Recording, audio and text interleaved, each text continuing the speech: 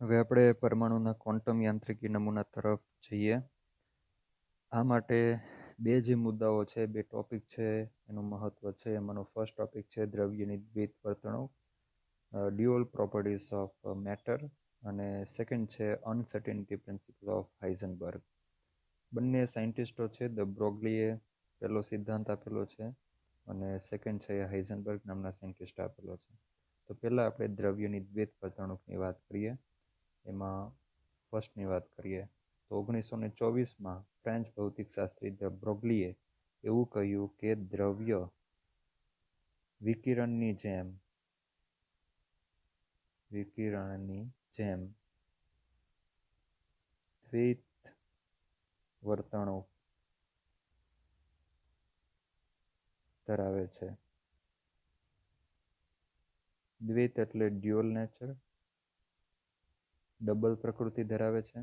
દ્રવ્ય એટલે મેટર, કોઈ દળ ધરાવતો. દ્રવ્ય એટલે શું? કે જે પદાર્થ દળ ધરાવતો હોય, જગ્યા રોકતો હોય એને દ્રવ્ય કહેવામાં આવે.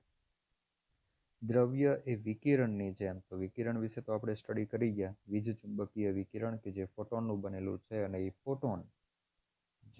ફોટોન છે એ ડ્યુઅલ નેચર ધરાવે છે, એટલે કે તરંગ પ્રકૃતિ અને કણ પ્રકૃતિ ધરાવે છે. તો એવી જ રીતે દ્રવ્ય પણ બે ટાઈપની પ્રકૃતિ ધરાવે છે, તરંગ અને કણ પ્રકૃતિ. હવે દ્રવ્ય કયું લેવું? આમ તો એક પથ્થર હોય એને ફેંકો છો, એ ગતિ કરે છે, ગતિશીલ હોય તો એ તરંગ પ્રકૃતિ ધરાવી શકે. એટલે દ્રવ્ય છે એ ગતિમાન હોવું જોઈએ. તમે કોઈ પથ્થરને ફેંકો છો તો એ ગતિ કરે. કોઈ ક્રિકેટનો બોલ ફેંકો છો, બોલિંગ કરો છો, બોલ ફેંકો છો, અથવા બેટ્સમેન જ્યારે બોલને ફટકારે છે ત્યારે એ ગતિ કરતો હોય છે. કોઈ વ્યક્તિ દોડતો હોય છે, ઉડતું વિમાન હોય, બરાબર. તો આ બધા દ્રવ્ય કહેવાય. હા, દ્રવ્યમાં પાછા બે ટાઈપના દ્રવ્ય, એક માઇક્રો સિસ્ટમ ધરાવતું હોય, એટલે કે એક શું કહેવાય કે અતિ સૂક્ષ્મ પાર્ટિકલ હોય, અને એક સ્થૂળ કણો હોય, એટલે કે મેક્રો પાર્ટિકલ્સ હોય, એટલે કે મોટા દળ ધરાવતા કણો હોય. સ્થૂળ કણ એટલે મોટા કણો, અને અતિ સૂક્ષ્મ કણો કે જેની અંદર આપણે ઇલેક્ટ્રોન જેવા દ્રવ્યનો વાત કરી શકીએ. આપણે અહીંયા દ્રવ્ય તરીકે ઇલેક્ટ્રોનની વાત કરવાની છે, કારણ કે આપણે કયા નમૂનાની વાત કરીએ છીએ? પરમાણુના નમૂનાની વાત કરીએ છીએ. આપણે આગળ જે નીલ્સ બોરની જે થિયરી સ્ટડી કર્યા એની અંદર આપણે ઇલેક્ટ્રોન ઉપર જ ફોકસ કરેલું, ઇલેક્ટ્રોન વિશે આપણે માહિતી મેળવવાનો પ્રયત્ન કરીએ છીએ. એટલે અહીંયા પરમાણુમાં ઇલેક્ટ્રોન જે છે એક દળ ધરાવતો કણ છે. ઇલેક્ટ્રોન કેવો છે? એક દળ ધરાવતો કણ છે. તો ઇલેક્ટ્રોનની જે કણ પ્રકૃતિ છે એને સાબિત કરવાની કોઈ જરૂર નથી, પણ ઇલેક્ટ્રોનની તરંગ પ્રકૃતિ આપણે સાબિત કરવાની છે. હવે જો ફોટોન છે ને એ તરંગ અને કણ પ્રકૃતિ ધરાવે, તો આપણે વીજ ચુંબકીય વિકિરણનો જે કંઈ અભ્યાસ કર્યો, ફોટો ઇલેક્ટ્રિક અસરને બધું સ્ટડી કરી ગયા, એમાં વીજ ચુંબકીય વિકિરણ ધાતુની સપાટી ઉપર પડે છે. તો જે વીજ ચુંબકીય વિકિરણ એટલે કે પ્રકાશ જે છે એ તરંગ પ્રકૃતિ તો ધરાવે છે, કારણ કે પ્રકાશનું વ્યતિકરણ અને વિવર્તન થાય છે. એટલે તરંગ પ્રકૃતિ તો સાબિત થઈ જાય. આપણે ફોટોનની કણ પ્રકૃતિ સાબિત કરવા માંગતા હતા. તો ફોટો ઇલેક્ટ્રિક અસર, બરાબર. તો આ ફોટો ઇલેક્ટ્રિક અસર અને એના પરથી આપણે ફોટોનની કણ પ્રકૃતિ છે એવું સાબિત કર્યું. બાકી તરંગ પ્રકૃતિ તો ઓલરેડી વિવર્તન વ્યતિકરણથી સાબિત થઈ જ જાય છે. બીજું શું છે? વ્યતિકરણ, બરાબર. તો જે રીતે ફોટોન આ દ્વૈત પ્રકૃતિ ધરાવે છે, એવી રીતે ધ બ્રોગલી નામનો સાયન્ટિસ્ટ એવું કહે છે કે દ્રવ્ય પણ આ ટાઈપની ડ્યુઅલ નેચર ધરાવે છે. હવે કણ પ્રકૃતિ તો ઓલરેડી સાબિત થઈ જાય, કારણ કે અહીંયા ઇલેક્ટ્રોન, આપણે ઇલેક્ટ્રોનની વાત કરવાની છે. દ્રવ્ય તરીકે કોની વાત કરવાની છે? ઇલેક્ટ્રોનની. તો ઇલેક્ટ્રોન દળ ધરાવે છે, એટલે એની કણ પ્રકૃતિ સાબિત થઈ જાય છે. હવે આપણે શું સાબિત કરવાનું છે? કે ભાઈ દ્રવ્ય એ તરંગ પ્રકૃતિ ધરાવે છે. તો એના માટે ધ બ્રોગલી પ્રાયોગિક પ્રૂફ પણ આપે છે. તો એની વાત આપણે હમણાં કરીએ, પણ એ પહેલાં, અથવા તો ચાલો અત્યારે લઈ જ લઈએ કે ભાઈ ધ બ્રોગલી એવું કહે છે કે જે રીતે સાદું સૂક્ષ્મદર્શક યંત્ર હોય, જે લોકોએ બાયોલોજી લીધું છે એ લોકો બાયોલોજીની લેબમાં સાદા સૂક્ષ્મદર્શક યંત્ર ઉપર જે કંઈ કોષો છે, વનસ્પતિ કોષો છે, પ્રાણી કોષો છે, એની સ્લાઇડ બનાવીને એને જોશે, કોષ કેન્દ્રને એ બધુંનું અવલોકન કરશે.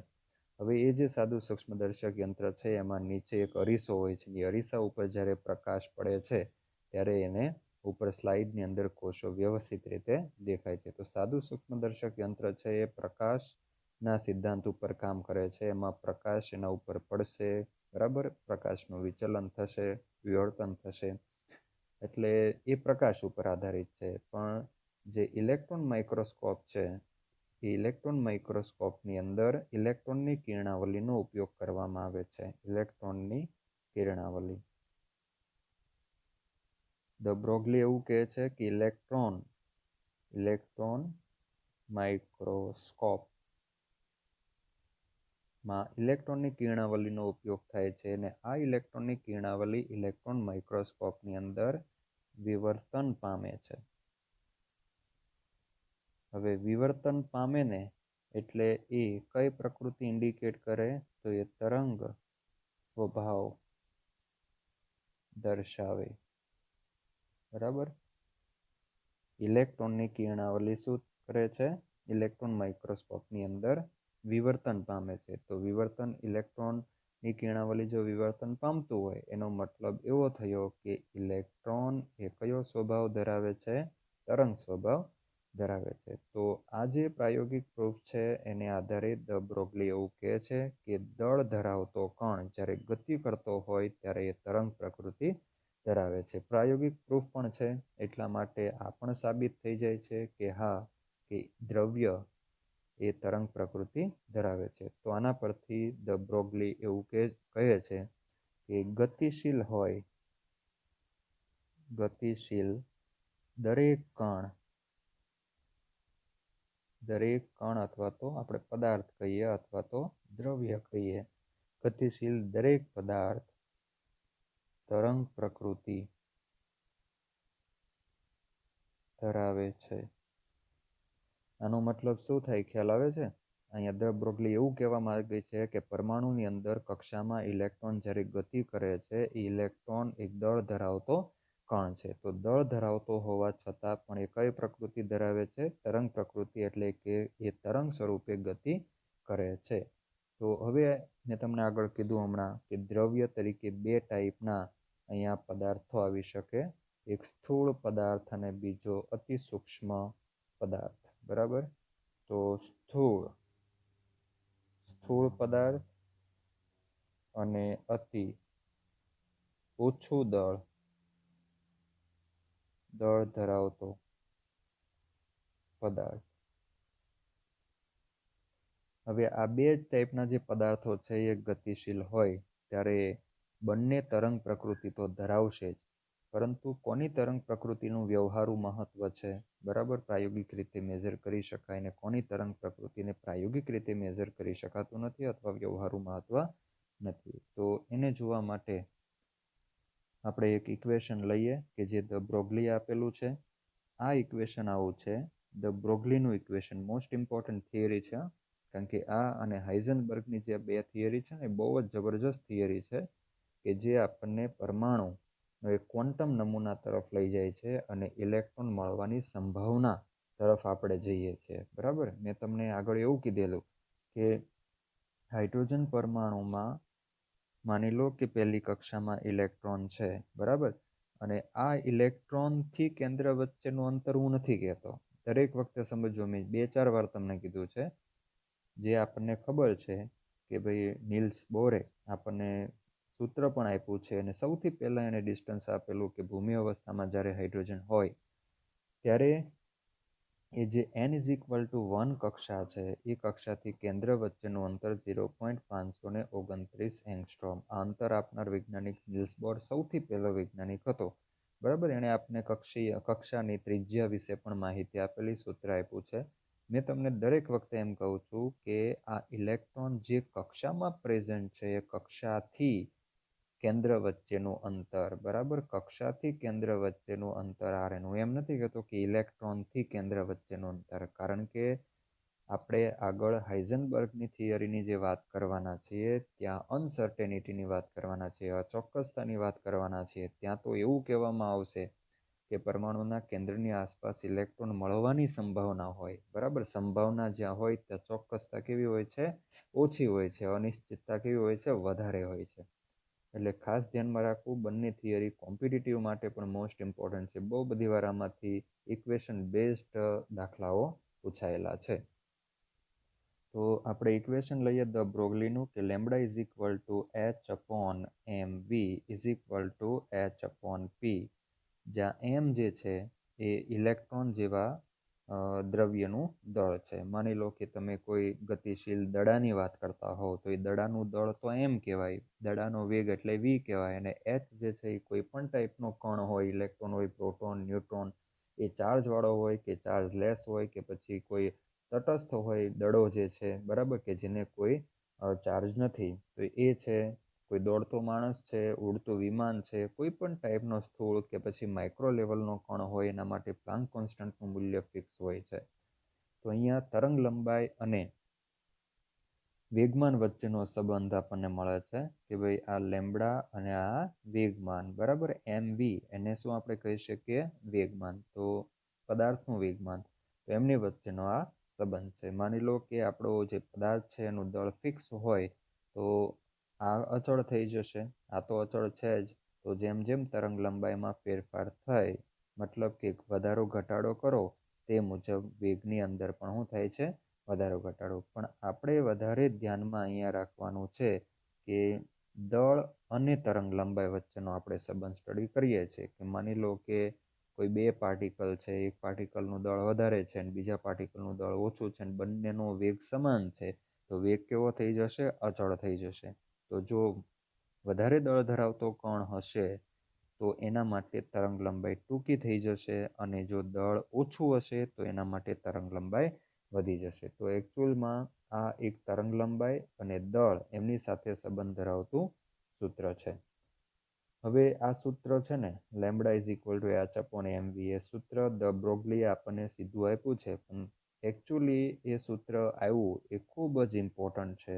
તમારી ટેક્સ્ટબુકમાં એ કઈ રીતે આવ્યું એની વાત નથી કરી, તો હું તમને આપણે જે બે ઇમ્પોર્ટન્ટ ઇક્વેશનો જાણીએ છીએ એ આપણે લઈને સૂત્રને ડિરાઈવ કરીએ. E is equal two HC upon lambda, આપણે જાણીએ છીએ મેક્સ પ્લાન્કનું ઇક્વેશન છે ફોટોનની ઉર્જા માટેનું, અને બીજું આઇન્સ્ટાઈનનું સૂત્ર છે E is equal to MC square, બરાબર. તો આ બંને જે છે એ ઉર્જાના સૂત્રો છે.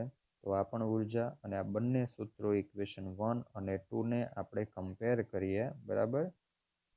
ઇક્વેશન 1 એન્ડ 2, ઇક્વેશન 1 એન્ડ 2 ને કમ્પેર કરતા શું થશે? બોલો.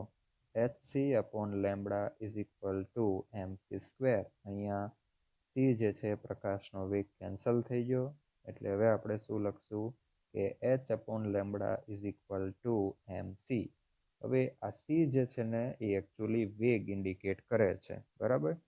સી શું ઇન્ડિકેટ કરે છે? વેગ. તો એની જગ્યાએ હું વી લખી દઉં તો શું લખી શકું? H upon lambda is equal to m v. હવે હું અહીંયા લેમ્બડાને આ બાજુ લઈ લઉં, બરાબર, અથવા તો ઉલટાવી નાખું કે lambda upon h is equal to 1 upon m v, અને એચને આ બાજુ લઈ લઉં તો lambda is equal to h જશે અહીંયા ઉપર, સો એચ અપોન એમ વી. આવી ગયું આ સૂત્ર. તો બે જે ઉર્જાના સૂત્રો છે કે જે ખૂબ જ મહત્વના સૂત્રો છે, બરાબર, પ્લાન્કનું સૂત્ર અને આ છે આઇન્સ્ટાઈનનું સૂત્ર ઉર્જા માટેનું. તો એ બંને સૂત્રોનું આપણે કમ્પેરિઝન કરીને આ lambda is equal to H upon m v લેવા, અને એમ વી બરાબર વેગમાન આપણે કહીશું પદાર્થનું. તો ધ બ્રોગલીએ આ સૂત્ર આપણને આપ્યું છે, યાદ રાખી લેવાનું. જ્યારે જ્યારે પણ કોઈ ગતિ કરતો પદાર્થ એનું દળ આપ્યું હોય અને એનો વેગ જો આપણને આપી દીધો હોય તો આપણને તરંગ લંબાઈ શોધી શકીએ, અથવા તરંગ લંબાઈ અને જો દળ આપી દે તો આપણે એનો વેગ શોધી શકીએ. હવે અહીંયા તો આ સૂત્ર પરથી તો આપણે એવું માની શકીએ કે ભાઈ ગમે તેટલું દળ હોય, બરાબર, કોઈ 10 કિલોનો અથવા તો 5 કિલોનો દડો જો ગતિ કરતો હોય તો તમે એ દડાનું દળ અહીંયા મૂકશો તો તમને તરંગ લંબાઈ મળી જશે. અથવા તો અતિ સૂક્ષ્મ કણ કે જે ઇલેક્ટ્રોન છે અને એનું દળ ખૂબ ઓછું છે, તો એના માટે તરંગ લંબાઈ કેવી આવી જશે?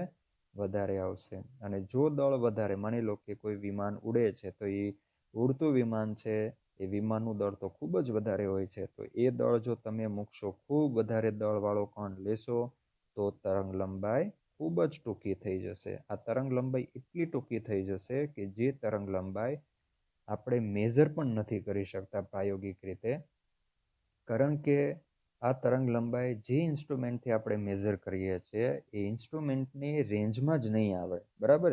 એટલે ઇન્સ્ટ્રુમેન્ટની જે લઘુત્તમ માપ શક્તિ છે ને એનાથી નીચે ચાલી જશે, તો લઘુત્તમ માપ શક્તિથી નીચેનું માપ આપણે મેઝર કરી શકતા નથી. માની લો કે હું તમને એમ કહું છું કે મારી પાસે એક કાગળ છે, બરાબર? આ કાગળ છે અને ફૂટપટ્ટી છે.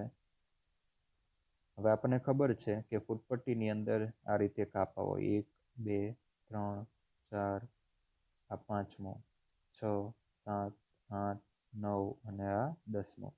તો બે ક્રમિક જે કાપાઓ છે ને એમની વચ્ચેનું અંતર એટલે 1 mm કહેવાય, બરાબર? અથવા તો 0.1 સેન્ટીમીટર કહેવાય.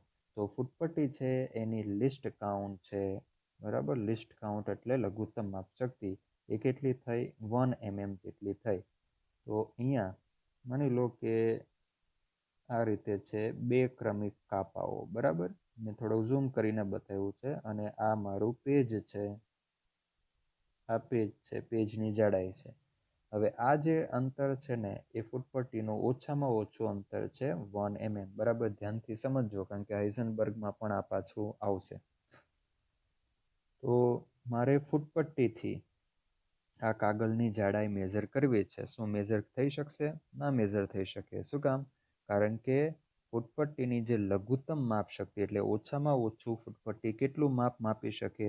1 mm જેટલું માપ માપી શકે, એનાથી ઓછું તો માપી શકે નહીં. કેમ કે એનાથી ઓછું માપવા જાઓ તો આપણે અઠ્ઠે ગઠ્ઠે લેવું પડે, તો જે ચોક્કસ માપ મેઝર નહીં થઈ શકે. અને ફૂટપટ્ટીનું સોરી, જે આપણું કાગળ છે એ કાગળ તો બહુ જ પતલું છે કે જે એની જાડાઈ જે છે એ 1 mm કરતાં પણ, આ શું છે આપણું કાગળ, બરાબર? અને એની જાડાઈ, કાગળની જાડાઈ 1 mm થી પણ ઓછી છે. ઠીક છે, તો આપણે સાદી ફૂટપટ્ટીથી એને મેઝર કરી શકતા નથી. તો એના માટે તમારે શું કરવું પડશે કે ભાઈ 1 mm થી પણ બહુ જ ઓછું માપ માપી શકે એવા ઇન્સ્ટ્રુમેન્ટનો ઉપયોગ કરવો પડે. For example micrometer screw. I think ફિઝિક્સમાં બીજું ચેપ્ટર ચાલતું હશે, અને એમાં તમે માઇક્રોમીટર સ્ક્રૂ અને વર્નિયર કેલિપર્સ વિશે સ્ટડી કરી ગયા હશો કે વર્નિયર કેલિપર્સ છે ને એ 1 mm કરતાં પણ ઓછું માપમાં મેઝર કરી શકે, કારણ કે એની લિસ્ટ કાઉન્ટ 0.01 સેન્ટીમીટર હોય છે, અથવા તો 0.1 mm હોય, કે જેને લીધે 1 mm કરતાં ઓછું હોવાથી એ 1 mm કરતાં ઓછું માપ પણ એ મેઝર કરી શકે છે. અને માઇક્રોમીટર સ્ક્રૂ લો તો એની લિસ્ટ કાઉન્ટ તો હજુ વધારે ઓછી હોય, કે જેને લીધે વધુ ઓછામાં ઓછું માપ પણ મેઝર કરી શકશે. તો અહીંયા કહેવાનો મતલબ એ છે કે આપણે આના અહીંયા જે આપણે મોટો દળ ધરાવતો કણ લઈએ ને, તો એની તરંગ લંબાઈ શું થઈ જશે? એકદમ ટૂંકી થઈ જશે. તરંગ લંબાઈ જો ટૂંકી થઈ જાય તો એ જે ઇન્સ્ટ્રુમેન્ટથી આપણે મેઝર કરીએ છીએ એ ઇન્સ્ટ્રુમેન્ટની રેન્જની નીચે ચાલી જશે, બરાબર? તો ઇન્સ્ટ્રુમેન્ટ એ માપને માપી શકશે નહીં, એ એટલી ટૂંકી તરંગ લંબાઈને મેઝર નહીં કરી શકે. એટલા માટે આવા જે સ્થૂળ કણો જ્યારે ગતિ કરતા હોય, માની લો કે આ કોઈ માણસ છે, બરાબર? અને આ માણસ જ્યારે દોડે છે, માણસ જ્યારે દોડતો હોય, કારણ કે આપણે ગતિશીલ તો હોવું જ જોઈએ એવું આપણે નિયમની અંદર લખેલું છે. જો સ્ટાર્ટિંગ જ અહીંયાથી છે કે ભાઈ દરેક ગતિશીલ દરેક દ્રવ્ય અથવા પદાર્થ તરંગ પ્રકૃતિ ધરાવે છે. તો આ કોઈ વ્યક્તિ કે જેનું વજન માની લો કે, ચલો એવરેજ વજન લઈએ આપણે, 80 કિલોગ્રામ ધરાવતો કોઈ વ્યક્તિ દોડતો હોય, તો એની તરંગ લંબાઈ જે છે એ એકદમ કેવી થઈ જશે? ટૂંકી તરંગ લંબાઈ થઈ જશે. શું કામ ટૂંકી તરંગ લંબાઈ? કારણ કે એનું જે દળ છે ને એ દળ કેવું છે? ઇલેક્ટ્રોનની સાપેક્ષે તો બહુ જ વધુ છે, તો તરંગ લંબાઈ એકદમ ટૂંકી થઈ જાય. આ ટૂંકી તરંગ લંબાઈ ઇન્સ્ટ્રુમેન્ટ એટલે કે સાધનની રેન્જમાં આવતી નથી. એટલા માટે આવા જે સ્થૂળ કણો છે, બરાબર, અથવા તો સ્થૂળ પદાર્થો માટે બ્રોગ્લીના નિયમનું કોઈ મહત્વ નથી.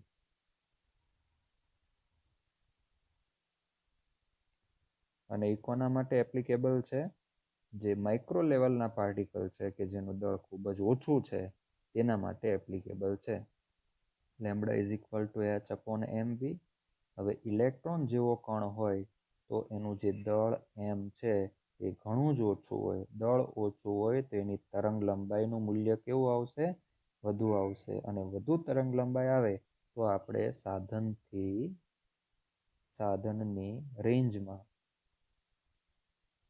આવશે. બરાબર, એટલે દ બ્રોગ્લીનો નિયમ છે એ કોના માટે એપ્લિકેબલ છે? ઇલેક્ટ્રોન જેવા અતિ સૂક્ષ્મ કણ માટે એપ્લિકેબલ છે. હવે અહીંયા આપણે બે દાખલાઓ લઈએ. ઉદાહરણના દાખલાઓ છે અને સેમ ટુ સેમ આ ટાઈપના દાખલાઓ તમને સ્વાધ્યાયની અંદર આપ્યા છે. તો સ્વાધ્યાયમાં હું તમને કહીશ એ દાખલા તમારે જાતે ગણવાના રહેશે. અહીંયા જુઓ કે 0.1 કિલોગ્રામ દળ ધરાવતો. હવે આ જે દળ છે ને એ તો આપણે ઘણું ઓછું લીધું છે. હવે આગળ જે કોઈ વ્યક્તિ દોડતો હતો એનું દળ તો આપણે 80 કિલોગ્રામ લીધું હતું. હવે વિમાનની વાત કરો તો વિમાનનું તો કેટલાય ટન દળ હોય છે, બરાબર. એને કિલોગ્રામમાં ફેરવો તો કેટલા હજારો કિલોગ્રામ એનું દળ હોય છે. તો આવડો મોટો કણ જ્યારે ગતિ કરતો હોય ત્યારે એની તરંગ લંબાઈ શોધો તો તમને ખ્યાલ આવે કે એની તરંગ લંબાઈ એટલી ટૂંકી થઈ જાય કે જેને તમે અવગણી શકો એટલી ટૂંકી તરંગ લંબાઈનું કોઈ મહત્વ હોતું નથી.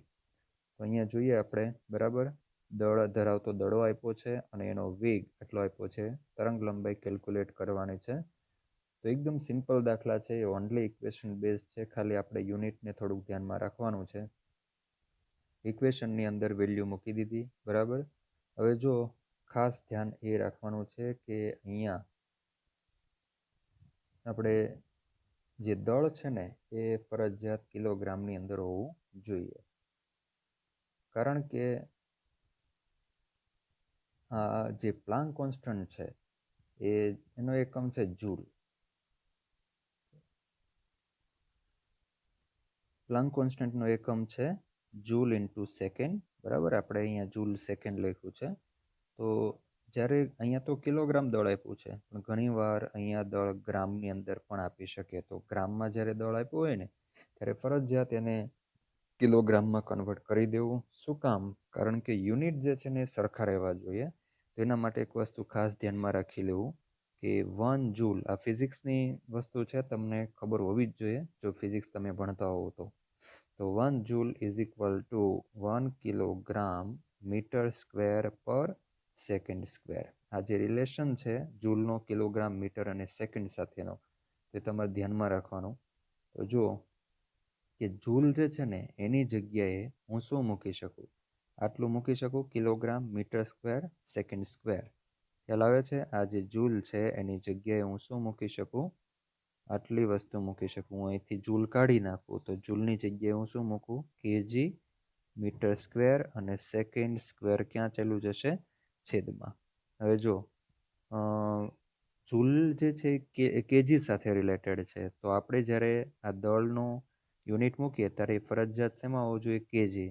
એ તો જ કેજી શું થઈ જશે? કેન્સલ, બરાબર. અહીંયા મીટર સ્ક્વેર છે એ કેન્સલ, મીટર કેન્સલ થઈ જશે. તો છેલ્લે જે તમને મળશે, હા, અહીંયા જો સેકન્ડ ઇનવર્સ છે, બરાબર. તો એ ઉપર જશે એટલે શું થઈ જશે? સેકન્ડ. તો સેકન્ડ સ્ક્વેર ઉપર થઈ ગયું અને નીચે સેકન્ડ સ્ક્વેર. તો સેકન્ડ બધું શું થઈ જશે? કેન્સલ. ઉપરથી આપણે શું કાઢ્યું? મીટર સ્ક્વેર હતો તો 1 મીટર કાઢી નાખ્યો. તો હવે શું આપણી પાસે વધ્યું? ઓનલી મીટર વધ્યું. અને આપણે તરંગ લંબાઈ શોધીએ છીએ તો લંબાઈનો એકમ અહીંયા શું આવશે? મીટર. તો અહીંયા તમને સાઈડમાં જે આપેલું છે જૂલ બરાબર, બરાબર. તો આ રિલેશન તમારે ધ્યાનમાં રાખવાનો. તો હંમેશા યાદ રાખવું કે જ્યારે પણ તમને આ દળ લેવાનું આવે ત્યારે ફરજિયાત કિલોગ્રામની અંદર લેવું, કારણ કે અહીંયા 0.1 kg આપ્યું, બાકી કોમ્પિટિટિવની અંદર જ્યારે પૂછે ને ત્યારે એમ કે 200 ગ્રામ દળ ધરાવતો દડો અથવા 500 ગ્રામ દળ ધરાવતો દડો, તો શું કરે? સીધું જ આ 200 ગ્રામ અહીંયા ઠપ કરી દે, બરાબર. હવે 200 ગ્રામ લખી નાખો ને તો એ તમારે જો જવાબ છે એ તો ઓપ્શન જે 4 આપ્યો એમાં મેચ થઈ જ જાય, કારણ કે એ લોકો જવાબ જ એ રીતે સેટ કરે. એને ખબર હોય કે ઘણા બધા શું કરશે? સીધું 200 ગ્રામ અહીંયા લખી દે છે. એટલે એ લોકો કેલ્ક્યુલેશન કરીને એવો જવાબ કાઢશે અને એ જવાબને 4 ઓપ્શનમાં એકમાં મૂકી દેશે. તમે સીધો જવાબ જુઓ કે 4 સાથે સરખાવો અને સેટ થઈ જાય, વાહ, જવાબ આવી ગયો. પણ ખરેખર એ જવાબ ખોટો હોય છે. તમારે 200 ગ્રામ ને 1000 વડે ભાગી દેવાનું, બરાબર. એટલે 0.2 કિલોગ્રામ થશે. તો એને તમારે અહીંયા મૂકવાનું થાય. એવી જ રીતે મિલીગ્રામ પણ આપે, બરાબર. સપોઝ એવું પણ કે 1000 મિલીગ્રામ mg દળ ધરાવતો કોઈ પદાર્થ ગતિ કરે છે, આવું પણ પૂછે. તો મિલીગ્રામ અને કિલોગ્રામ વચ્ચેનો સંબંધ તમને ખબર હોવી જોઈએ. તો ફિઝિક્સમાંથી એ બધી વસ્તુ જે યુનિટો છે કન્વર્ઝેશન એ તમને આવડતું હોવું જોઈએ. તો ચાલો અહીંયા તરંગ લંબાઈ આવી આપણને આટલી 10⁻⁴ મીટર, બરાબર. વિચાર કરો 10⁻⁴ મીટર આ વેલ્યુ છે ને ખૂબ જ ઓછી છે. એટલી ઓછી વેલ્યુ છે કે તમે આ વેલ્યુને અવગણી શકો, બરાબર. અવગણી શકાય એટલું ઓછું મૂલ્ય છે. એનો મતલબ એવો થાય કે આ જ્યારે આટલા દળ ધરાવતો દડો ગતિ કરતો હોય ને ત્યારે એની તરંગ લંબાઈ એટલી ટૂંકી આવે છે કે જે તરંગ લંબાઈને આપણે અવગણી શકીએ એટલી ઓછી છે. એટલું નીચું મૂલ્ય છે, ઇન્સ્ટ્રુમેન્ટથી મેઝર કરવું પણ ખૂબ મુશ્કેલ બની જતું હોય છે. એટલે આવા સ્થૂળ જે કણો છે એ ગતિમાં હોય ત્યારે એની તરંગ લંબાઈનું ખાસ કોઈ મહત્વ હોતું નથી. પ્રાયોગિક વ્યવહારુ બહુ ખાસ મહત્વ નથી, છતાં પણ આપણે વેલ્યુ તો કેલ્ક્યુલેટ કરી જ શકીએ છીએ. શું કામ કેલ્ક્યુલેટ કરી શકીએ? કારણ કે આપણી પાસે દ બ્રોગલીનું ઇક્વેશન ઓલરેડી છે. તો ઇક્વેશનમાં તો વેલ્યુ મૂકો એટલે આવી જ જાય.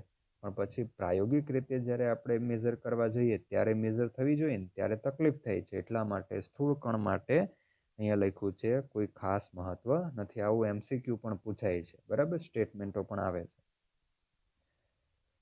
હવે આપણે અતિ સૂક્ષ્મ કણની વાત કરીએ, એના માટે તરંગ લંબાઈ શોધીએ, બરાબર. તો ઇલેક્ટ્રોનનું દળ આપ્યું છે એટલું ન આપે તો પણ આપણને ખબર હોવી જોઈએ. એટલે કોમ્પિટિટિવમાં એ લોકો સીધું એમ જ પૂછે કે ઇલેક્ટ્રોનની ગતિ ઉર્જા આટલી છે તો તરંગ લંબાઈ શોધો. તમે એમ કહો કે દળ તો આપ્યું નથી, તો દળ તમને યાદ હોવું જોઈએ, આપણે ટેબલ આગળ સ્ટડી કરી ગયા છે. તો અહીંયા ઇલેક્ટ્રોનનું દળ આ દડાના સાપેક્ષે તો બહુ જ ઓછું છે. હવે જો આપણે શું શોધવાનું છે? તરંગ લંબાઈ. તો જ્યારે મેં તમને કીધું કે તરંગ લંબાઈ અને દળ સાથે સંબંધ હોય ત્યારે આપણે દ બ્રોગલીનું ઇક્વેશન યુઝ કરવું. તો અહીંયા lambda is equal two h/mv, અહીંયા v નથી, બરાબર, સુધારવાનું છે કે lambda is equal two h/mv. તો આપણી પાસે શું હોવું જોઈએ? દળ. તો દળ તો ઓલરેડી છે જ, આપી દીધું છે રકમમાં. હવે વેગ હોવો જોઈએ, તો વેગ નથી, પણ આપણે જાણીએ છીએ કે kinetic energy is equal two ½ mv², બરાબર. આ સૂત્ર આપણને ખબર છે ગતિ ઉર્જાનું. તો અહીંયા ગતિ ઉર્જા કે જેને આપણે શું કહીએ છીએ? કાઇનેટિક એનર્જી, એ આપી દીધી છે. તો આ સૂત્રનો ઉપયોગ કરીને આપણે શું લઈ આવવાનું? વેગ. ઓકે. તો અહીંયા આપ્યું છે જો, બરાબર. કેલ્ક્યુલેશન બધું જ કર્યું છે અને અહીંયા વેગ મળી ગયો. વેગનું મૂલ્ય અહીંયા મૂકી દીધું આપણે, અને વેગ ફરજિયાત મીટરની અંદર આવવો જોઈએ, કારણ કે આપણને ખબર છે કે આપણે જૂલ અહીંયા મૂકીએ છીએ, બરાબર. તો કેલ્ક્યુલેશન તમે કરશો તો લેમ્બડા ઇઝ ઇક્વલ ટુ તમને આટલું મળશે. હું મીટરવાળું છે એને થોડું ધ્યાનમાં લઉં, કારણ કે આગળ જે આપણે આગળનો દાખલો ગણ્યો એમાં આપણે મીટરવાળું ધ્યાનમાં લીધું છે, બરાબર. તો અહીંયા 10⁻34 છે, જ્યારે અહીંયા 10⁻10 છે. મતલબ કે અહીંયા તરંગ લંબાઈ છે એ મેઝરેબલ છે, રેન્જમાં આવે તેવી છે. તરંગ લંબાઈનું મૂલ્ય આની સાપેક્ષે તો ઘણું જ વધારે છે. એટલા માટે, અને હા, હજુ જેમ ઓછું દળ થતું જશે તેમ આ તરંગ લંબાઈનું મૂલ્ય વધતું જશે. અહીંયા તો જસ્ટ 0.1 kgનો દડો લીધો છે, પણ તમે દાખલો ગણી જોજો. કોઈ 10,000 કિલોગ્રામ ધરાવતો અથવા તો કોઈ પણ વધારે તમે 50,000 કિલોગ્રામ ધરાવતો કોઈ દળ, કોઈ મતલબ કે કોઈ હેલિકોપ્ટર છે, બરાબર, એ ગતિ કરતું હોય તો એના માટે તમે દળ મૂકશો, તમને ખ્યાલ આવી જશે. તરંગ લંબાઈનું મૂલ્ય હજુ પણ નીચું ચાલ્યું જશે. ત્યાર પછી આપણે હાઇઝનબર્ગના અનિશ્ચિતતાના સિદ્ધાંત તરફ જઈએ. સ્વાધ્યાયમાં પેજ નંબર 66 ઉપર દ બ્રોગલીની રિલેટેડ બે દાખલા આપેલા છે, 2.20 અને 2.21. તો આ બંને દાખલા છે તમારે જાતે સ્ટડી કરવાના, અને બેઠા ઉદાહરણને રિલેટેડ દાખલાઓ આપેલા છે. 2.21 એટલે હમણાં કોયડો 2.13 છે, બરાબર, એના જેવો છે, અને 2.20 છે કોયડો 2.12 જેવો છે. હવે આપણે હાઇઝનબર્ગના અનિશ્ચિતતાના સિદ્ધાંત તરફ આવીએ તો અહીંયા જર્મન ભૌતિકશાસ્ત્રી 1927માં હાઇઝનબર્ગ અનિશ્ચિતતાના સિદ્ધાંતનું નિવેદન કરેલું, અનિશ્ચિતતાનો સિદ્ધાંત આપેલો, જે દ્રવ્ય અને વિકિરણ બંનેનો જે દ્વૈત વર્તણૂકનું પરિણામ હતું. હવે આપણે આગળ તો વિકિરણનો દ્વૈત સ્વભાવ સ્ટડી કરી ગયા, બરાબર. દ્રવ્યનો જે દ્વૈત સ્વભાવ એ પણ આપણે બ્રોગલીના સિદ્ધાંત પરથી સ્ટડી કરી ગયા. તો આ બંને જે સિદ્ધાંતો છે, આ બંને જે પ્રકૃતિઓ છે, દ્રવ્ય અને વિકિરણ, એ બેનો સમન્વય કરીને આ વૈજ્ઞાનિકે એવું કીધું કે ઇલેક્ટ્રોનનું ચોક્કસ સ્થાન એટલે કે ગતિશીલ ઇલેક્ટ્રોનનું ચોક્કસ સ્થાન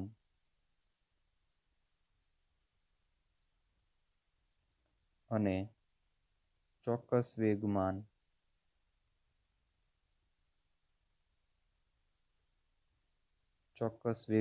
અથવા તો ચોક્કસ વેગ એક જ સમયે સાથે નક્કી કરી શકાતું નથી. ગતિશીલ ઇલેક્ટ્રોન, આપણને ખબર છે કે પરમાણુમાં ઇલેક્ટ્રોન ગતિ કરતો હોય છે. તો પરમાણુમાં આવા ગતિશીલ ઇલેક્ટ્રોનનું જે ચોક્કસ સ્થાન છે એ અને ચોક્કસ વેગમાન અથવા તો ચોક્કસ વેગ એક જ સમયે સાથે નક્કી કરી શકાતા નથી. તો એનું જે ગાણિતીય સ્વરૂપ છે એ વૈજ્ઞાનિકે એ delta x into delta P is greater than or equal to h/4π. આ જે ઇક્વેશન છે હાઇઝનબર્ગે આપેલું છે. હવે ડેલ્ટા એક્સ જે છે એ સ્થાનની અનિશ્ચિતતા ઇન્ડિકેટ કરે છે. ડેલ્ટા એક્સ એ શું ઇન્ડિકેટ કરે? ઇલેક્ટ્રોન જે છે એના સ્થાનની અનિશ્ચિતતા. અનિશ્ચિતતાને આપણે અચોક્કસતા પણ કહી શકીએ. અને ડેલ્ટા પી એ ઇલેક્ટ્રોનના વેગમાનની અચોક્કસતા ઇન્ડિકેટ કરે છે. ખાલી એક્સ હોય તો સ્થાન, અને ડેલ્ટા એટલે એ ફેરફાર ઇન્ડિકેટ કરે, બરાબર. આપણે અહીંયા અનિશ્ચિતતા કહેશું, અચોક્કસતા કહેશું. હવે જો કે અહીંયા એ એવું કહેવા માંગે છે કે માની લો કે આ હાઇડ્રોજન પરમાણુનું કેન્દ્ર છે અને આ કક્ષા છે, અને કક્ષાની અંદર આ ઇલેક્ટ્રોન પરિભ્રમણ કરે છે કેન્દ્રની આસપાસ, અને આ ઇલેક્ટ્રોન કેવો છે? ગતિશીલ ઇલેક્ટ્રોન છે. મારે કોઈ ચોક્કસ સમયે એક જ સમયે આ ઇલેક્ટ્રોનનું સ્થાન કેન્દ્રની આસપાસ ત્રિપરિમાણમાં આ ઇલેક્ટ્રોનનું સ્થાન અને એનો વેગ એક જ સમયે મેઝર કરવો છે, બરાબર. તો હું મેઝર કરી શકીશ નહીં.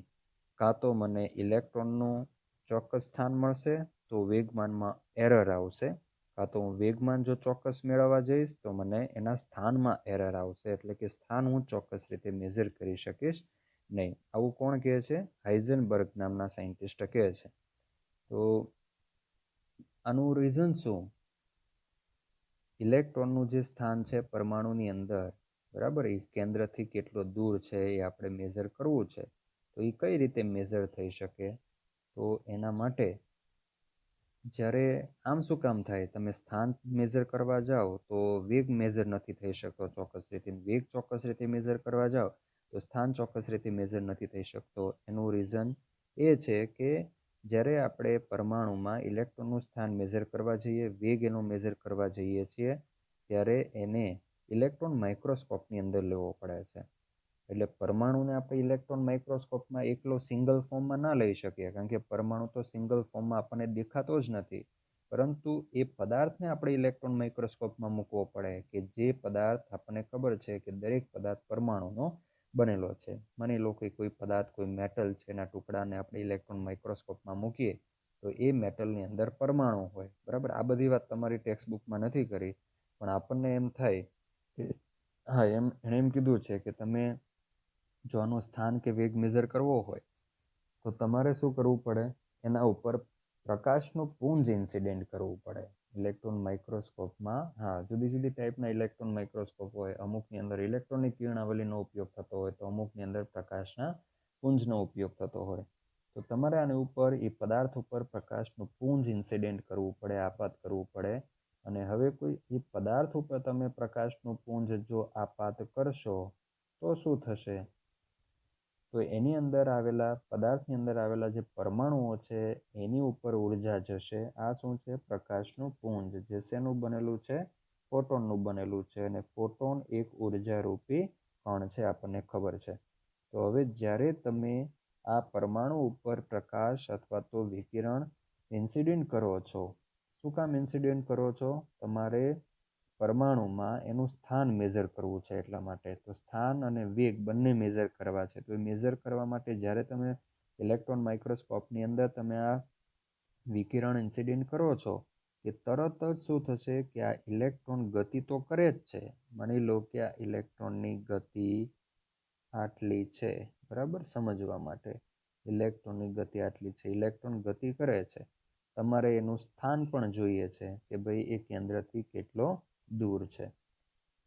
તો જેવું આ પ્રકાશનું બીમ અથવા તો પુંજ એના ઉપર પડશે કે તરત જ ઇલેક્ટ્રોન એ ફોટોન રૂપી ઉર્જાનું શોષણ કરશે. શોષણ કરશે એટલે તરત જ એની ગતિ ઉર્જાની અંદર વધારો થઈ જશે, કારણ કે ઉર્જા વધશે તો એની ગતિ ઉર્જા પણ શું થઈ જશે, વધી જશે. તો આ ઇલેક્ટ્રોનિક ગતિ ઉર્જામાં શું થઈ જશે, વધારો થઈ જશે. હું એમ નથી કહેતો પરમાણુમાંથી બહાર ચાલ્યો ગયો, બરાબર. આ જે લાલ લાઈન બતાવી મોટી, એવું ઇન્ડિકેટ કરે છે કે એની કાઇનેટિક એનર્જી કેઈમાં શું થઈ જાય છે, વધારો, ગતિ ઉર્જામાં વધારો, એટલે કે એના વેગમાં વધારો થઈ જાય છે. પહેલાં એનો વેગ હતો, આ બ્લુ લાઈન બતાવી છે એ મુજબ ઓછો, પણ જેવું પ્રકાશનું પુંજ પડ્યું એટલે એની ગતિ ઉર્જામાં વધારો થઈ ગયો, એનો વેગ કેવો થઈ ગયો, વધી ગયો. તો જેવું પુંજ, બરાબર ધ્યાનથી સમજજો, જેવું પુંજ પડે છે કે તરત જ તમને એનું સ્થાન મળી જાય છે. સ્થાનનું મૂલ્ય ચોક્કસ મળે, પરંતુ વેગ વધી જાય. વેગમાં શું થઈ જાય, ફેરફાર, વેગમાં ફેરફાર, કૌંસમાં શું થાય છે, વધે છે. તેથી વેગના મૂલ્યમાં અચોક્કસતા અથવા તો જેને આપણે એરર કહીએ છીએ, અથવા તો અનિશ્ચિતતા આવી જાય છે, અચોક્કસતા આવે છે. ખ્યાલ આવે છે? હવે જો માની લો કે આ પ્રકાશનું પુંજ જેવું ઇલેક્ટ્રોન ઉપર પડે કે તરત જ વેગનું ચોક્કસ મૂલ્ય મળે. આનાથી ઉલટું, અહીંયા સ્થાનનું ચોક્કસ મૂલ્ય મળ્યું, બરાબર. એનાથી ઉલટું માની લો કે જેવું વેગનું ચોક્કસ મૂલ્ય મળે કે તરત જ એના સ્થાનના મૂલ્યમાં શું આવે છે, અનિશ્ચિતતા. કારણ કે વેગનું ચોક્કસ મૂલ્ય મેળવવા જશો, હવે એના ઉપર પડશે તો એ તો કંઈ અહીંયા રહેશે નહીં, બરાબર. એ તો સતત ગતિશીલ છે, એટલે એનું સ્થાન શું થઈ જશે, બદલાઈ જશે.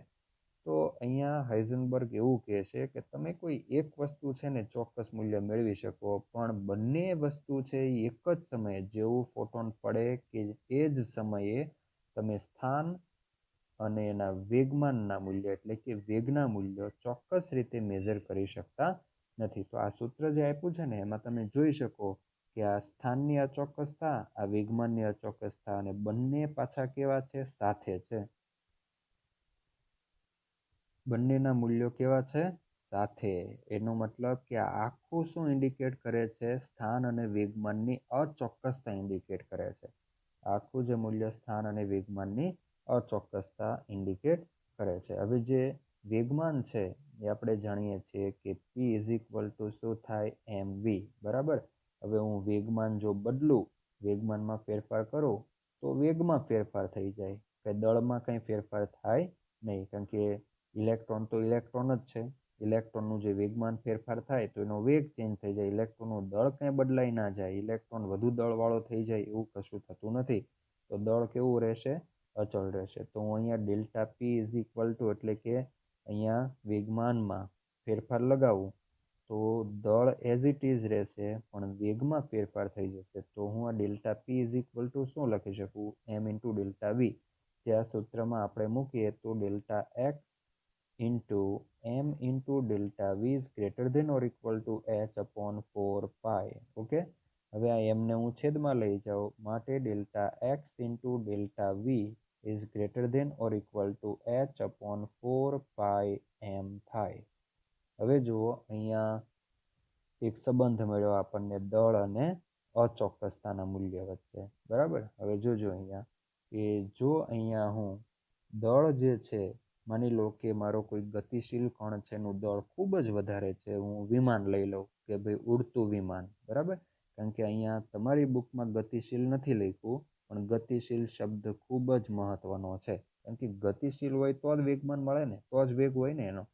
તો અહીંયા ઉડતું વિમાન જે છે એનું દળ ખૂબ જ વધારે જો હોય તો આ જે અચોક્કસતા છે, શેના મૂલ્યમાં અચોક્કસતા? તો કે એ વિમાનના સ્થાન અને વિમાનના વેગના મૂલ્યની જે અચોક્કસતા છે એ એકદમ ઘટી જશે. હવે સમજો ધ્યાનથી, અચોક્કસતાનું મૂલ્ય ઘટે તો ચોક્કસતા શું થઈ જાય? વધી જાય. બરાબર. તો તમને ખ્યાલ છે કે વિમાન કોઈ ઉડતું હોય તો ત્રિપરિમાણની અંદર, બરાબર ધ્યાનથી સમજવું, અહીંયા આ જે વિમાનવાળું જે એક્ઝામ્પલ છે એ હું તમને આ સમજાઈને ઇલેક્ટ્રોન અને દળવાળો જે કણ છે એમાં હાઇઝનબર્ગનો અનિશ્ચિતતાનો સિદ્ધાંત સમજાય એ માટે આપું છું. જે રીતે દ બ્રોગ્લીના સિદ્ધાંતમાં આપણે સ્થૂળ કણ અને અતિસૂક્ષ્મ કણની વાત કરી, બરાબર, તો ત્યાં જે અતિસૂક્ષ્મ કણ છે એના માટે દ બ્રોગ્લીનો સિદ્ધાંત એપ્લિકેબલ છે, સ્થૂળ કણ માટે એપ્લિકેબલ નથી. તો એવી જ રીતે અહીંયા હાઇઝનબર્ગના અનિશ્ચિતતાના સિદ્ધાંતને પણ આપણે સ્થૂળ અને અતિસૂક્ષ્મ કણ ઉપર આપણે એપ્લાય કરીએ છીએ. તો જોઈએ આપણે અહીંયા, જો અહીંયા જે દળ છે, માની લો કે વિમાન ઉડે છે, તો ઉડતું વિમાન છે એનું દળ તો બહુ જ વધારે છે, તો ત્રિપરિમાણમાં એનું જે સ્થાન અને એનો જે વેગ છે એનું અચોક્કસતાનું મૂલ્ય કેવું થઈ જશે? એકદમ ઓછું થઈ જશે. મતલબ કે એ મૂલ્ય એટલું ઓછું થઈ જાય કે જેને તમે નેગ્લેક્ટ કરી શકો, એને તમે અવગણી શકો. તો તમે એવું કહી શકો કે ત્રિપરિમાણમાં જ્યારે વિમાન ઉડતું હોય છે ત્યારે એ ઉડતા વિમાનનું જે સ્થાન અને વેગ એક જ સમયે તમે ચોક્કસ રીતે મેઝર કરી શકો છો, કારણ કે એના સ્થાન અને વેગમાં અચોક્કસતા કેવી છે? ખૂબ ઓછી, અવગણી શકાય એટલી ઓછી છે. એટલા માટે ચોક્કસતા કેવી છે? એકદમ સ્થાન અને વેગની એક જ સમય ખૂબ જ વધારે છે. હવે ચોક્કસતા વધુ હોય તો જ તમે એને મિસાઇલથી ઉડાવી શકો ને. માની લો કે કોઈ દુશ્મન દેશનું મિસાઇલ આપણા, અથવા તો એનું ફાઇટર પ્લેન બોમ્બ નાખવા માટે આપણા કન્ટ્રીમાં આવે છે, બરાબર, તો આપણા જે મિસાઇલો છે એ રડાર સિસ્ટમ સાથે જોડેલા હોય. એ રડાર સિસ્ટમ તરંગો મોકલશે આકાશની અંદર. માની લો કે આ કોઈ ફાઇટર પ્લેન છે એ આવે છે, બરાબર, કોઈ આ ટાઈપનું ફાઇટર પ્લેન છે એ આવે છે, દુશ્મન દેશનું વિમાન. આપણા દેશમાં જે રડાર સિસ્ટમ આખી હોય છે એ રડાર સિસ્ટમ આ તરંગો મોકલશે, બરાબર. આ તરંગોથી આ જે વિમાન છે એ ત્રિપરિમાણમાં એનું સ્થાન અને એનો વેગ રડારને ખબર પડી જશે. આ રડાર છે ને એ પાછું એકદમ જાયન્ટ કોમ્પ્યુટર સાથે જોડેલા હોય, બરાબર. જાયન્ટ કોમ્પ્યુટર સાથે જોડે, તરંગો મોકલે, તરત જ અહીંયા કેલ્ક્યુલેશન થઈ જાય અને અહીંયા જે ગણતરી થઈ જાય એની સાથે આપણી મિસાઇલ સિસ્ટમ જોડેલી હોય છે. બરાબર. આ શું છે? મિસાઇલ.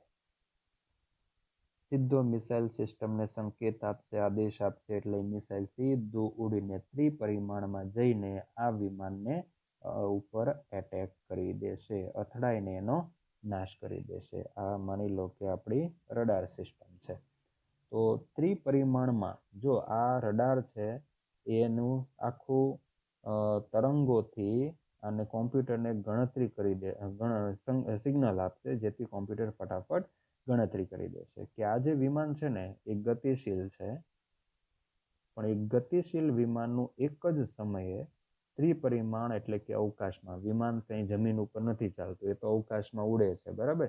તો જમીનની સપાટીથી, આ જમીન છે, જમીનની સપાટીથી આની જે ઊંચાઈ છે એ ઊંચાઈ મેજર કરી દેશે.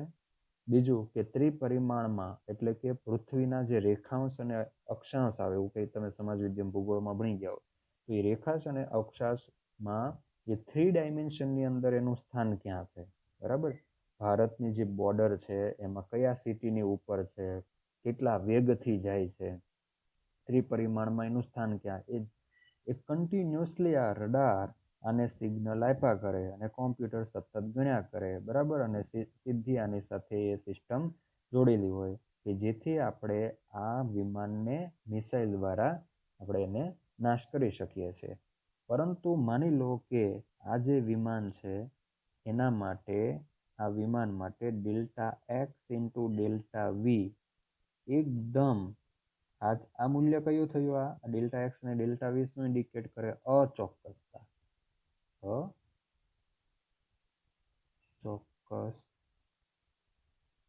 અચોક્કસતા, બરાબર.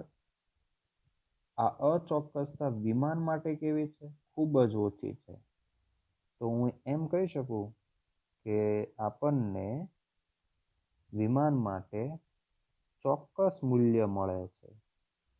શેનું ચોક્કસ મૂલ્ય? તો ડેલ્ટા એક્સ અને ડેલ્ટા વીનું શું મળે છે? ચોક્કસ મૂલ્ય મળે છે. એટલા માટે આપણે ત્રિપરિમાણની અંદર એ વિમાનનું સ્થાન અને વેગ એક જ સમયે જાણી શકીએ છીએ. ખ્યાલ આવે છે? અને અચોક્કસતાનું મૂલ્ય કેવું છે? એકદમ ઓછું છે, એટલે આપણને ચોક્કસ મૂલ્ય મળે છે. અને એ ચોક્કસ મૂલ્ય મળે છે એટલા માટે તો આપણે ત્રિપરિમાણમાં એનું એક જ સમયે સ્થાન અને વેગ જાણી શકીએ. એટલે તો આપણે મિસાઇલથી એને એટેક કરીને એને તોડી પાડી શકીએ છીએ. પણ હવે આપણે પરમાણુ ઉપર આવીએ. પરમાણુમાં શું થાય છે કે પરમાણુની અંદર જે કક્ષામાં ઇલેક્ટ્રોન ગતિ કરે છે, આ ઇલેક્ટ્રોન, હવે આ ઇલેક્ટ્રોન માટે જો આપણે વિચારીએ કે delta x into delta V is greater than or equal to h/4 pi M, બરાબર. હવે ઇલેક્ટ્રોન માટે આપણે દાખલો ગણશું એટલે આપણને ખ્યાલ આવશે.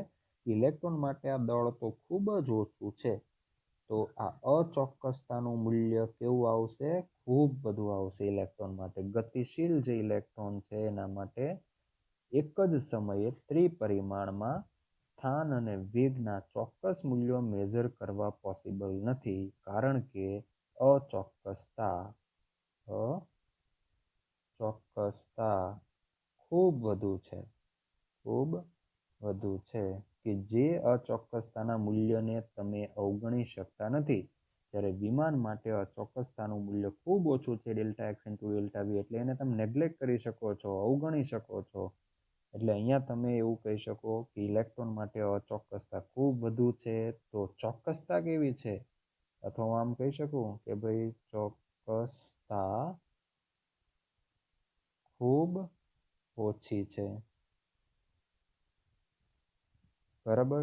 જે શક્યતા છે એક જ સમયે સ્થાન અને વેગનું ચોક્કસ મૂલ્ય મેળવવાની, એ શક્યતા ખૂબ જ ઓછી છે. ખ્યાલ આવે છે?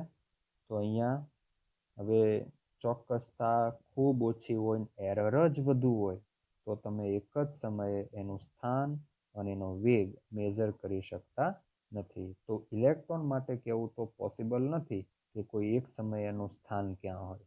ખ્યાલ આવે? અતિ સૂક્ષ્મ પાર્ટિકલ હોવાને લીધે, દળ ખૂબ ઓછું હોવાને લીધે આપણે નથી કહી શકતા કે ઇલેક્ટ્રોનનું સ્થાન અહીંયા જ છે. હું એમ નહીં કહી શકું કે કેન્દ્રથી આટલા જ અંતરે, કેન્દ્રથી ફિક્સ આટલા જ આટલા જ અંતરે ઇલેક્ટ્રોન હોય છે તેવું હાઇઝનબર્ગના સિદ્ધાંતથી તેવું આ સિદ્ધાંતથી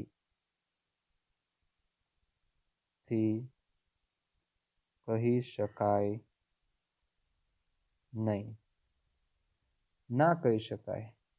હા, તમે અહીં સંભાવના વ્યક્ત કરી શકો. ખૂબ જ મહત્વનું છે આ સંભાવના જે લખું છું ને આ. અહીં તમે ઇલેક્ટ્રોનના સ્થાન અને વેગ માટેની સંભાવના વ્યક્ત કરી શકો. આપણે હવે કક્ષક તરફ જઈએ છીએ. કક્ષા તો ખબર છે આપણને.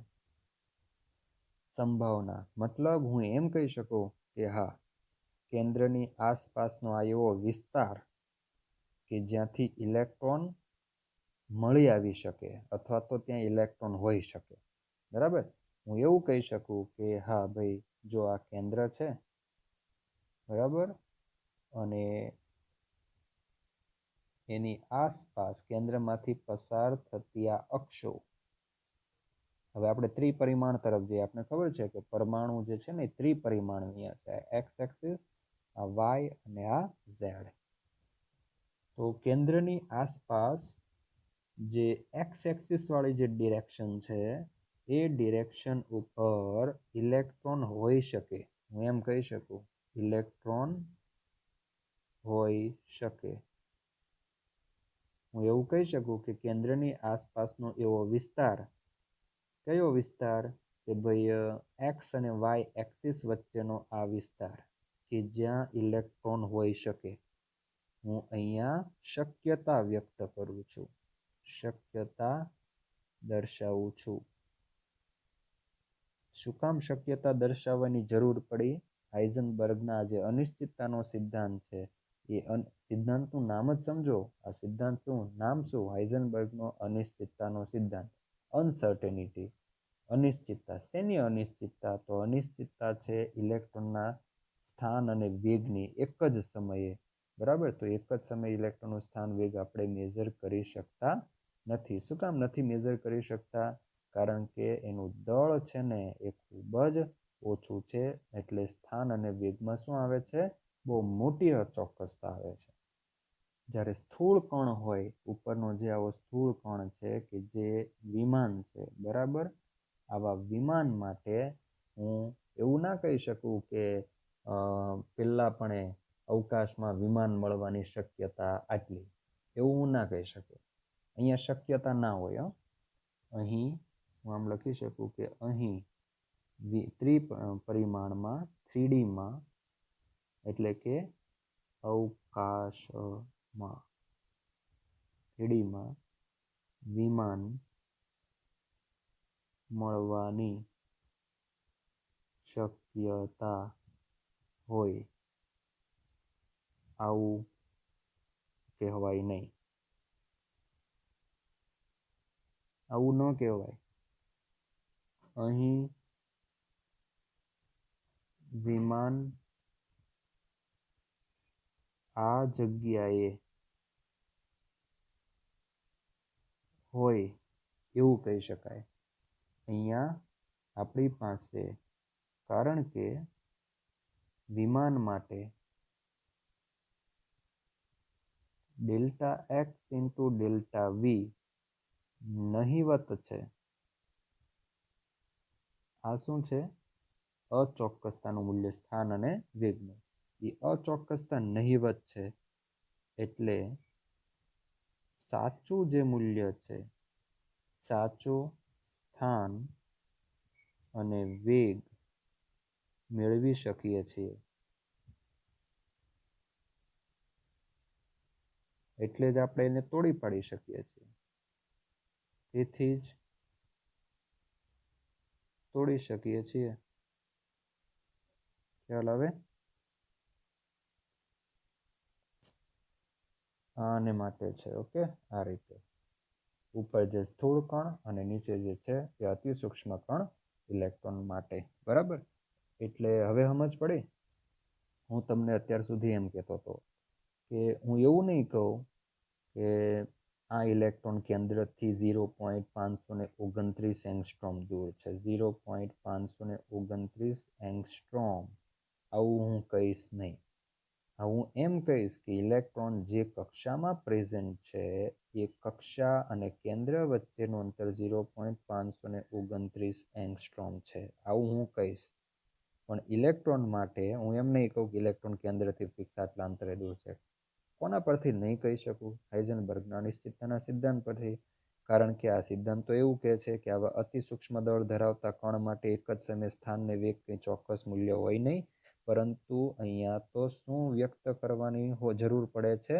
સંભાવના. સંભાવના વ્યક્ત કરવાની જરૂર શેના માટે પડે છે? કારણ કે આ સ્થાન અને વેગનું મૂલ્ય કેવું છે? અચોક્કસ મૂલ્ય છે. એટલા માટે આપણે સંભાવના વ્યક્ત કરવી પડે છે. બરાબર. હવે આપણે એમ વરસાદ માટે આપણે સંભાવના વ્યક્ત કરીએ છીએ ને, વાદળા જોઈએ આપણે તો આપણે શું કહીએ કે ભાઈ આજે સાંજે સુધીમાં વરસાદ આવી શકે ખરો એમ. બરાબર. આપણે એમ જ નથી કહેતા કે વરસાદ આવશે જ, 5 વાગે વરસાદ આવશે જ. આપણે એવું કહેતા નથી. એટલે જ્યાં આપણી પાસે ચોક્કસ કોઈ એવિડન્સ ના હોય, ચોક્કસ મૂલ્ય ના મળતું હોય, ત્યાં આપણે સંભાવના વ્યક્ત કરવી પડે છે. અને જો ચોક્કસ એવિડન્સ હોય, પ્રૂફ હોય, તો જ આપણે શું કરીએ છીએ? સાચું મૂલ્ય આપીએ છીએ, સાચો સમય આપીએ છીએ કે હા ભાઈ 5 વાગ્યે વરસાદ આવશે. ભગવાન તમને કહી જાય કે ભાઈ આજે 5 વાગ્યે વરસાદ આવશે, બરાબર, તો તમે કહેશો કે હા, તમે તમારા ફ્રેન્ડને કહી શકો આજે સાંજે 5 વાગ્યે વરસાદ આવવાનો જ છે, કારણ કે ભગવાને કીધું છે. ભગવાનનું વાક્ય કોઈ દી ખોટું ના હોય, સત્ય જ હોય. બરાબર. પણ હું તમને એમ કહું કે ભાઈ આજે સાંજે 5 વાગ્યે વરસાદ આવશે, તો તમે હવે તમારા ફ્રેન્ડને નહીં કહી શકો ભાઈ આજે સાંજે 5 વાગ્યે વરસાદ આવશે જેવું નહીં કહો. તમે એમ કહી શકો સાંજે 5 વાગ્યે વરસાદ આવી શકે. હવે તમે સંભાવના વ્યક્ત કરશો. કેમ? કે મેં કીધું છે, હું કંઈ ભગવાન તો છું નહીં. એટલે જ્યારે તમે અચોક્કસ હોવ છો ત્યારે તમારે સંભાવના વ્યક્ત કરવી પડે છે, અને જ્યારે ચોક્કસ હોવ છો ત્યારે તમારે સંભાવના વ્યક્ત કરવાની જરૂર નથી. ઓકે. અને બીજું એ કહેવાનું છે કે અહીંયા આપણને એમ થાય કે વધારે ઉર્જા ધરાવતી ફોટોનની ઇન્સિડેન્ટ કરવાની જરૂર શા માટે છે? ઓછી ઉર્જાવાળું લઈએ તો આ ઇલેક્ટ્રોનનો વેગ બહુ વધી ના જાય. પરંતુ અહીંયા ફરી પાછું એક કહેવાનું એ કે ઇલેક્ટ્રોન જે છે ને એક બિંદુવત છે. બરાબર. એક બિંદુ છે અને એ પરિમાણ રહિત છે. એટલે ઇલેક્ટ્રોનની જે તરંગ લંબાઈ હોય ને, એ તરંગ લંબાઈ કેવી હોય છે? ટૂંકી તરંગ લંબાઈ હોય છે. આપણે દ બ્રોગલીનું ઇક્વેશન જોયું કે lambda is equal two h/mv. તો દળ તમારું નાનું થઈ જશે તો તરંગ લંબાઈ તમને થોડી વધારે મળશે. તો માની લો કે અહીંયા તરંગ લંબાઈ થોડી તમને વધુ મળી છે. બરાબર. તો હવે તમારે જો આ ઇલેક્ટ્રોનનું કોઈ ઇન્ફોર્મેશન મેળવવી છે, સ્થાન અને વેગનું મૂલ્ય મેળવવું છે, તો એના ઉપર જે રેડિયેશન તમે ઇન્સિડેન્ટ કરો છો એનું પરિમાણ એટલે કે એની તરંગ લંબાઈ જે તમારા ઇલેક્ટ્રોન ગતિશીલ ઇલેક્ટ્રોનની તરંગ લંબાઈ હતી એના કરતાં પણ ટૂંકી તરંગ લંબાઈ હોવી જોઈએ. શું કામ આવું? કારણ કે એના માટે ફરી પાછું આપણે આગળ જવાનું છે, જે આપણે દ બ્રોગલીના ઇક્વેશનમાં મેં તમને આ ફૂટપટ્ટીવાળું કીધેલું. બરાબર. મેં તમને કીધું હતું કે આગળ હાઇઝનબર્ગમાંની જરૂર પડશે. જો તમારે કાગળની જાડાઈ મેઝર કરવી છે, બરાબર, કે જેની જાડાઈ 1 mm થી પણ ઓછી છે, તો હવે એને મેઝર કરવા માટે તમારે સાદી ફૂટપટ્ટીનો ઉપયોગ ના કરી શકો, આનો ઉપયોગ ના કરી શકો, કારણ કે એની લઘુત્તમ માપ શક્તિ તો 1 mm છે અને કાગળની જાડાઈ 1 mm થી પણ ઓછી છે. બરાબર. તો તમે એવી લઘુત્તમ માપ શક્તિ ધરાવતા ઇન્સ્ટ્રુમેન્ટનો ઉપયોગ કરશો કે જેની લઘુત્તમ માપ શક્તિ આ 1 mm કરતાં પણ કેવી હોય? ઓછી હોય. એટલે કે માઇક્રોમીટર સ્ક્રૂ જેવા ઇન્સ્ટ્રુમેન્ટનો ઉપયોગ કરો તો તમે આ કાગળની જાડાઈ મેઝર કરી શકો. બરાબર. તો કાગળનું જે પરિમાણ છે, એનું જે કાગળની જે જાડાઈ છે, બરાબર, એનું જે માપ છે એના કરતાં ઓછું માપ ધરાવતા ઇન્સ્ટ્રુમેન્ટનો ઉપયોગ કરવો પડે. તો સેમ એવી જ રીતે અહીંયા તમારો જે ઇલેક્ટ્રોન છે એની તરંગ લંબાઈ માની લો કે 0.2 નેનોમીટર છે. આ લેમ્બડા, બરાબર. ઇલેક્ટ્રોન માટે આટલી તરંગ લંબાઈ છે.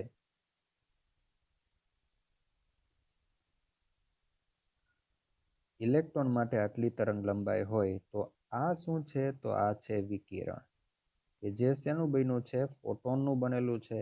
તો એ જે વિકિરણ છે એની તરંગ લંબાઈ લેમ્બડા, આ વિકિરણની તરંગ લંબાઈ લેમ્બડા એ 0.2 નેનોમીટરથી પણ ઓછી હોવી જોઈએ.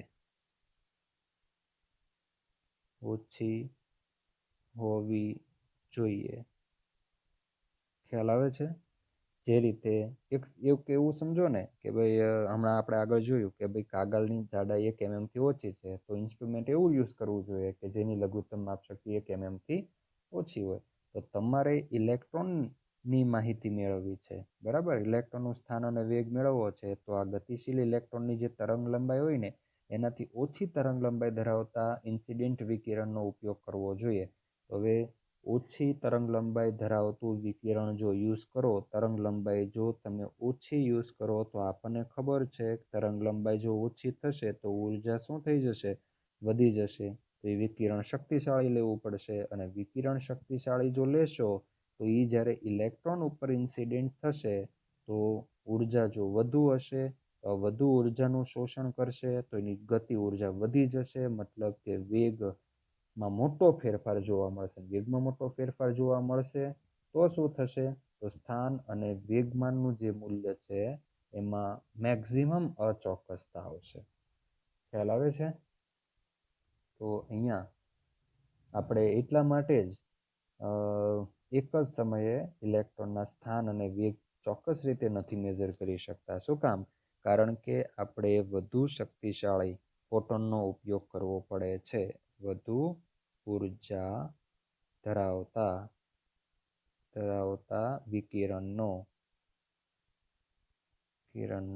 ઉપયોગ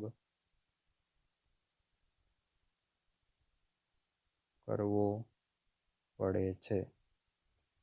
જો ઓછા ઉર્જા ધરાવતા વિકિરણનો ઉપયોગ કરશો તો મેઝર જ નહીં થઈ શકે, કારણ કે ઓલું કાગળને જે માપપટ્ટીની વાત કરી એવું થશે.